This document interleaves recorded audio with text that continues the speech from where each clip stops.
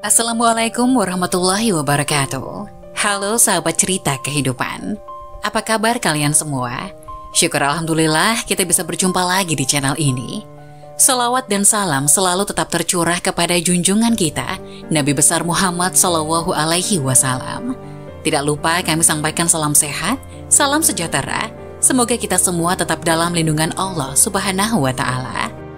Seperti biasa, kita akan berbagi kisah dari yang unik, menarik, sampai bikin nangis. Semoga bermanfaat.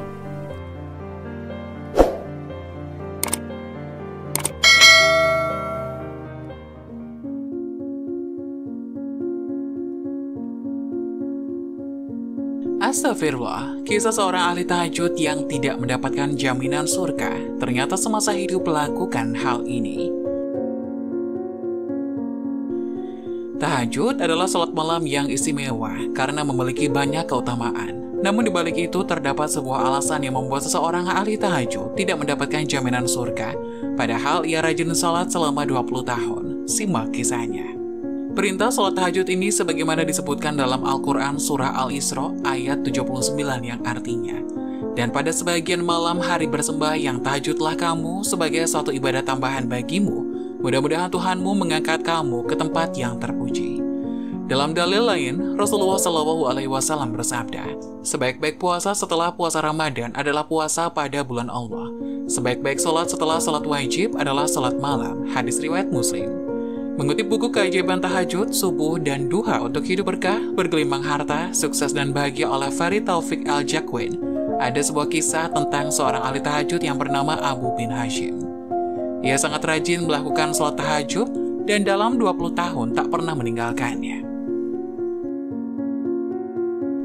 Suatu hari saat ia hendak mengambil air wudhu, ada sesuatu yang membuatnya terkejut. Ia melihat ada sosok yang duduk di depan pekarangannya. Abu bin Hashim bertanya padanya, "Wahai hamba Allah, siapa engkau?"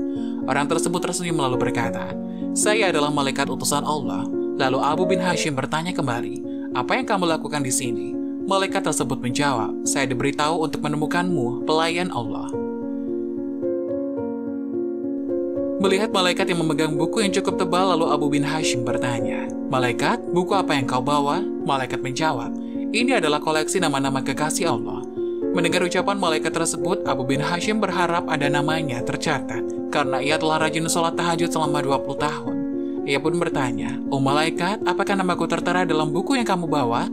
Ia percaya bahwa namanya akan tercatat. Malaikat mengatakan, "Saya akan buka." Malaikat pun membuka buku besar tersebut. Setelah mengurutkan dari awal sampai akhir, rupanya nama Abu bin Hashim tidak ada di dalamnya. Abu bin Hashim meminta malaikat untuk mencari namanya kembali. Malaikat meneliti pelan-pelan dengan cermat, kemudian ia berkata, "Itu benar, namamu tidak ada di dalam buku ini."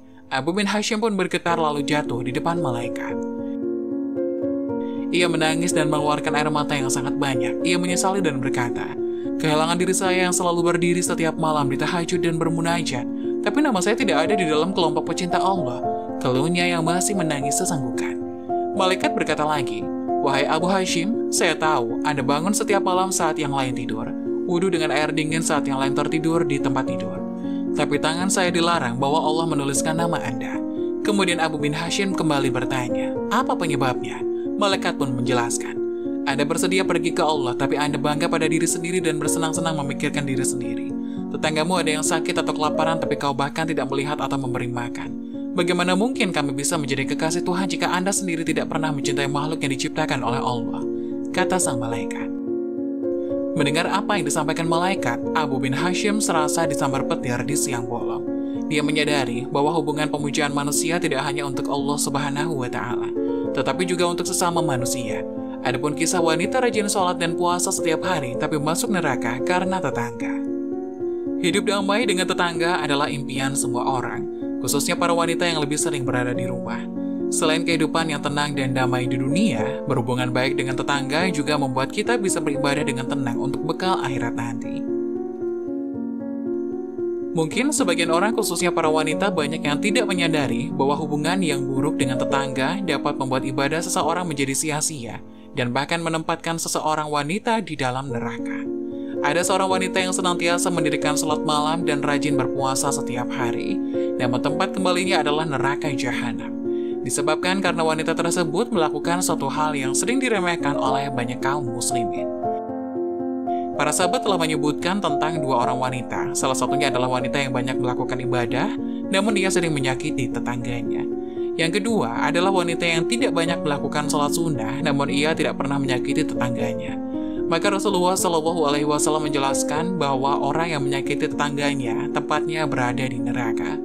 Diriwayatkan oleh Abu Hurairah radhiyallahu anhu bahwasanya ada seorang sahabat yang bertanya kepada Rasulullah Shallallahu Alaihi Wasallam, "Wahai Rasulullah, si fulana adalah seorang wanita yang rajin sholat malam dan berpuasa pada siang hari, rajin beramal serta banyak bersedekah, namun ia menyakiti tetangganya dengan perkataannya." Maka Rasulullah menjawab, "Tidak ada kebaikan kepada wanita tersebut, ia termasuk penduduk neraka." Para sahabat bertanya lagi, ada seorang fulanah yang lain yang sholatnya hanya sholat wajib dan sedekahnya juga sesekali saja, namun dia tidak pernah menyakiti seorang pun. Maka Rasulullah Shallallahu Alaihi Wasallam menjawab, ia adalah termasuk penduduk surga. Faedah dari hadis ini adalah ancaman bagi orang-orang yang menyakiti tetangganya. Hadis ini juga merupakan peringatan bahwa menyakiti tetangga dapat menghilangkan banyak kebaikan seorang hamba, karena kesalahan-kesalahan dapat menghapus kebaikan, sebagaimana kebaikan dapat menghapus kesalahan. Sebagaimana yang disebutkan oleh Allah Subhanahu wa Ta'ala dalam firman-Nya, maka adapun orang yang berat timbangan atau kebaikannya, maka dia berada dalam kehidupan yang memuaskan. Dan adapun orang yang ringan timbangannya, maka tempat kembalinya adalah neraka hawiyah. Dan tahukah kamu neraka hawiyah itu, yaitu api yang sangat panas.